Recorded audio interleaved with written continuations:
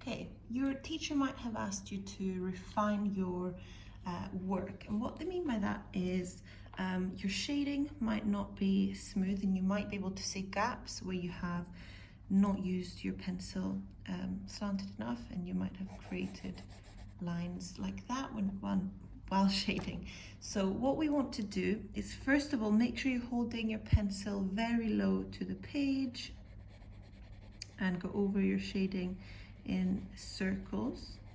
That will blend your shading much better.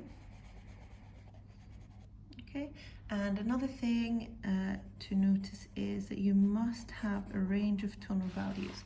So make sure that your shading has some really dark areas. Look at your photo that you're working from to ensure that you're placing these dark shaded areas in the correct place, and notice where it starts to get lighter. So over here I can see on my photo that it's much lighter, so I don't want to blend any further than kind of here. Okay, so I'm quite happy with that, and it shows a curved dimension. I'm just going to pick up some of that, make sure it's left light, and refine the edge by going in with the sharp side of my pencil, creating a sharper line. Okay, you might have over blended. That's something that students do, very common.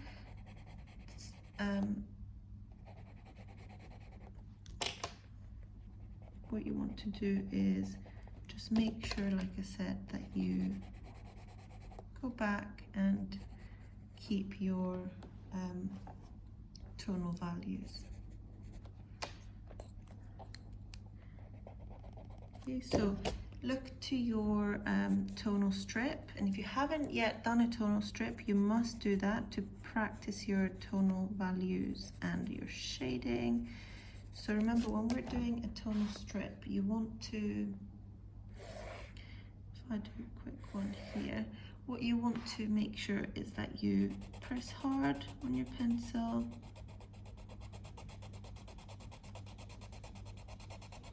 And the aim is that when we get to here, our pencil should be very, very light. So I'm just going to turn this to make it easier for me to bring my hand down.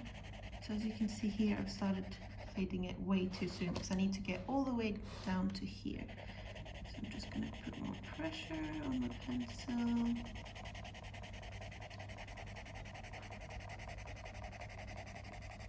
And as I come down here, I want to have pretty much nothing.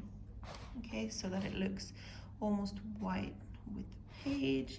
And I'm going to go back up into the darker sections and bring my darker shading a bit lower, but still really adding less and less pressure as I go. You don't want to have a section, like a big section with the same tone, so make sure that you are constantly lifting your hand and putting less and less pressure as you go.